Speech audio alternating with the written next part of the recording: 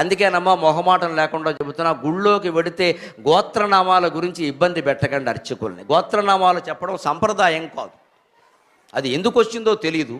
గోత్రనామాలు చెప్పడం సంప్రదాయం కాదు. పైగా ఒక్క యజమాని పేరు చెప్తే చాలు. ఏదో నరసింహరామనామధేయస్య ధర్మపత్ని సమేతస్య సకుటుంబస్య సభాంధవస్య అంటే చాలండి. ఈ మధ్య అలా కాదండి, మా ఆవిడ పేరు చెప్పండి, ఆవిడ కోపం వస్తుంది, అందుకని దాంతో ఆగదండి. అబ్బాయిల పేర్లు చెప్పండి, అబ్బాయి పేరు చెప్పగానే పక్కనే మరి నా పేరు, కోడల పేరు చెప్పండి, మనవాళ్ళ పేర్లు చెప్పండి. చచ్చిపోతాడు ఈ అర్చక స్వామి ఇంతమంది పేర్లు చెప్పలేక. ఏమైనా జనాభా లిస్టా, ఓటర్ లిస్టా? మన అజ్ఞానంగానే దేవుడికి తెలియదండి. మనం వచ్చినట్టుగా నీ గోత్రం చెప్పి ప్రవర చెప్పి ఆధార్ కార్డు చూపిస్తే ఓకే అటెండెన్స్ చేసుకున్నాను అంటాడా? దేవుడు అంటే అదే.